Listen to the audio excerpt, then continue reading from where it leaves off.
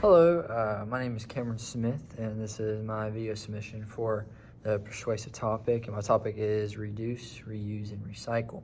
So, reduce, reuse, and recycle is a big part of, I think, our current situation with a climate crisis. I think everybody should be doing it, and for good reason. All of us can contribute in a very small way, but culminate it all together, we can make a huge impact on the earth in a positive way, defeating climate crisis, as well as bettering our communities and having a sense of unity among each other, while impacting the planet in an eco-friendly way. So our world is currently being destroyed due to pollution, greenhouse gases, industry, all that stuff. Even clothing brands that you may not think of actually end up polluting our waterways, air, plants, animals, everything. So the big problem is climate change, like I said, and if we don't act immediately, we can reach a threshold where we can't turn back, and the earth will only get hotter and hotter and more polluted. One big thing to combat that, like I said, is reduce, reuse, and recycling. So if we reduce, reuse, and recycle together, we can eliminate waste in our landfills, promote clean waterways, and our air be clean and pure versus the current greenhouse emissions. But I think the biggest problem or challenge that we have is ourselves. We're at the root of the problem with this. We are not acting together. We have some people acting, some groups acting, but we all need to come together to have a group effort worldwide with reduce, reusing, and recycling. The fact that we're not together makes it harder and more challenging to fight climate crisis and the climate change going on, as well as promote green spaces and things such as that. Thankfully, the solution is simple. We just have to all come together. That's the thing. That's one of the biggest challenges, but it's easy to solve if we put our minds together and see the rational side of the benefits of reduce, reuse, and recycling. So it could be simple things like starting a recycling bin in your household or workspace, at your job site, where you start a recycling bin, everybody recycle, and then you get an organization or company that can take that up. It could be to even buying sustainable clothing brands and products. So that's reducing what we use. We reduce what we use because we don't need everything that you may think. You can just get by with the necessities.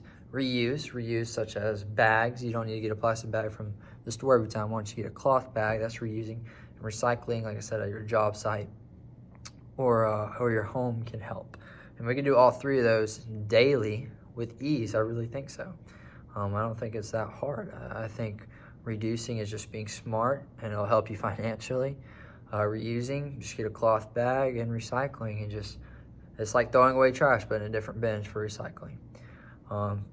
So those are little things. Another step you can take is by joining a reduce, reuse, recycling organization or a green organization by leading or joining. But you could lead. You could, if your community doesn't have something like that, then I would definitely suggest starting an initiative.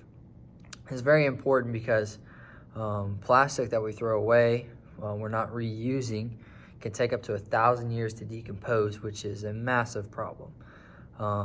Another thing is food. We don't reduce the amount of food. We end up throwing around 400 pounds of food per person every year, and that food goes to landfills where it releases methane as well as other toxic gases into our atmosphere, increasing our greenhouse gases, which makes the atmosphere much more thicker, and the heat on our earth will not be able to escape, and the earth will continue to get hotter. That's the climate change. So like I said, a lot of this is really simple, and you don't need to join all these organizations or even lead an organization. But if you just simply reduce what you use, for example, reduce the amount of food you buy, because most of the time you do end up throwing out food. I mean, I'm a victim of it too. Reuse, such as reusing your bags, or maybe reusing your plastic bottles, such like that, or buy like a water bottle that is recycled from organic materials or plastic materials, and then recycle. Once you're done with those plastic bottles, once your stuff done with stuff that's single use, which you want to stay away from single use. That's the whole point. But if you can't stay away from it, then recycle it. So it can go somewhere else and we can repurpose it and bring it back into our industry where we don't have to pull raw materials. We can already just pull materials that we've already used through a recycling organization. So, like I said, there are hundreds of easy, simple, and efficient ways for us to reduce, reuse, and recycle. I would suggest going on the EPA, Environmental Protection Agency's website. They have fantastic links to organizations, methods, and resources to help you kickstart your reduce, reuse, and recycling initiative. Although it may seem a little fruitless and small on a scale of when we're doing it, you may think, hey, this isn't working, it's just me, nothing's changing. I promise you, if all of us do it consistently and efficiently, which is not hard, and like I said, if you're confused or lost, you can always go and research. It only takes a few minutes. There's tons of sources out there. Like I said, the EPA, fantastic source. But if we all combine our efforts together, we can truly lower greenhouse gases, environmental pollution, and build a greener and more sustainable Earth for the future and us in the present. Thank you. That's my persuasive topic on reduce, reuse, and recycling.